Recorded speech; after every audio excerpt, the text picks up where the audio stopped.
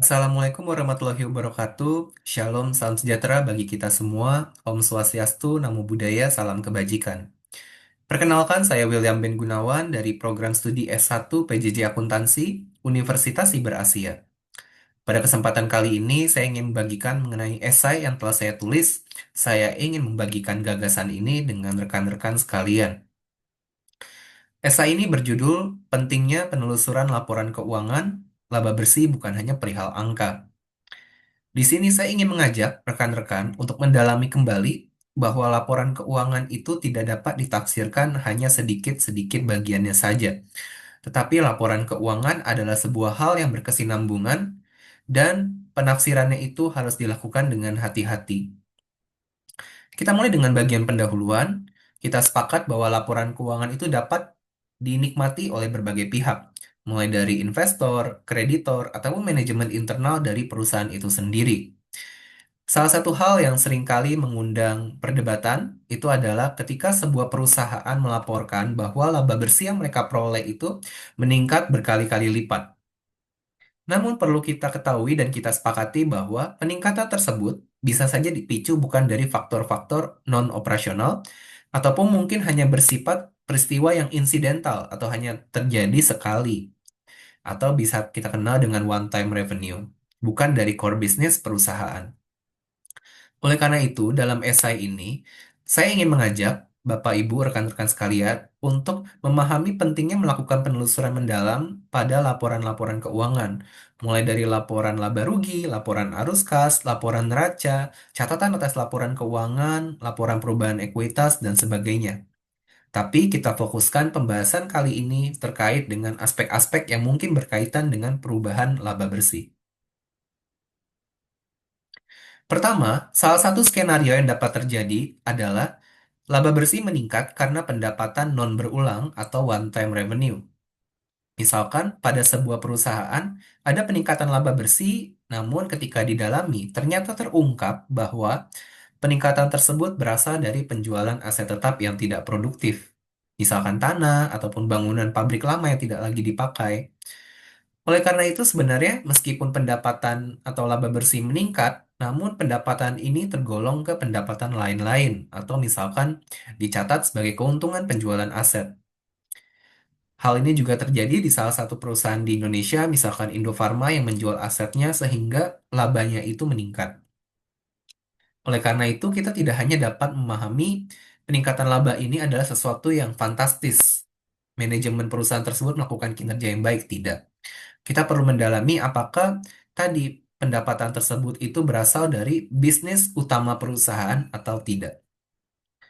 Kasus kedua juga dapat terjadi dan bersifatnya mirip one time revenue, yaitu terkait dengan fokus atau divestasi dari lini bisnis.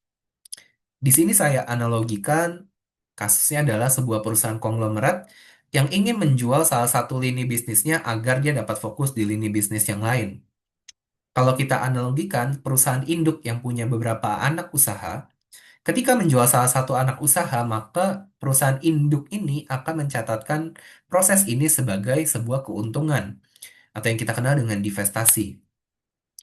Dapat dicatat sebagai keuntungan pelepasan aset ataupun keuntungan dari operasi dihentikan. Di Indonesia, hal ini juga terjadi pada sebuah perusahaan publik, yaitu Providen Investasi Bersama atau PALM, ticker code-nya.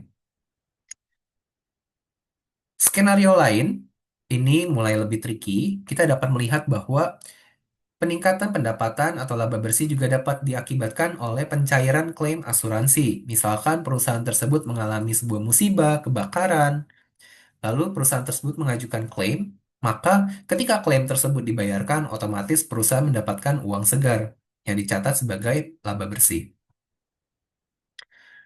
Kasus lainnya mungkin dapat berasal dari kasus hukum atau aspek legal, di mana ketika sebuah perusahaan memenangkan gugatan terhadap pihak lain, maka pihak tersebut harus membayar kompensasi. Dan mirip seperti analogi di kasus asuransi sebelumnya, maka ketika kompensasi tersebut dibayarkan, perusahaan tersebut akan mencatatkan kompensasi tersebut sebagai keuntungan.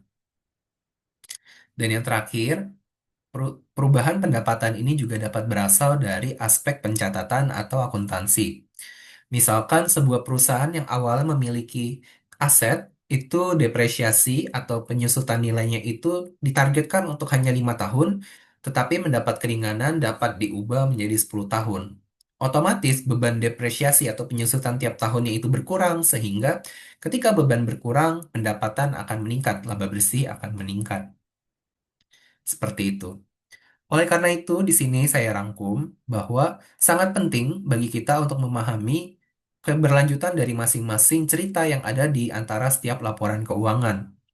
Ketika kita melihat bahwa di laporan laba rugi ternyata pendapatan meningkat, perlu kita konfirmasi di laporan neraca, apakah meningkatnya di bagian ada juga peningkatan di bagian aset, di bagian liabilitas, atau hanya murni di ekuitas. Kita dapat cek juga dengan laporan cash flow. Apakah misal dengan peningkatan laba bersih yang sangat tinggi ini, arus kas positif yang diperoleh oleh perusahaan itu juga tinggi. Oleh karena itu, kita simpulkan bahwa sangat penting bagi kita, siapapun, sebagai akuntan, sebagai investor, sebagai manajemen, bahkan sebagai karyawan, untuk memahami peristiwa yang terjadi di balik laba bersih yang diperoleh oleh perusahaan. Ketika kita memahami secara holistik dengan tepat, kita dapat mengidentifikasi kualitas dari laba yang dihasilkan dan apakah strategi-strategi yang ditetapkan oleh perusahaan ini sebenarnya berdampak baik atau berdampak buruk bagi perusahaan. Oleh karena itu, menjadi penting bagi kita untuk selalu menelusuri laporan keuangan secara komprehensif dan tidak langsung menafsirkan peningkatan laba bersih perusahaan sebagai hal yang baik. Demikian yang dapat saya sampaikan mengenai esai yang telah saya tulis. Semoga bermanfaat, membuka wawasan, ataupun ada yang ingin didiskusikan. Saya persilahkan dan sampai jumpa di pembahasan atau diskusi kita selanjutnya. Wassalamualaikum warahmatullahi wabarakatuh. Shalom, salam sejahtera bagi kita semua. Om Shanti Shanti Om, Namo Buddhaya, salam kebajikan.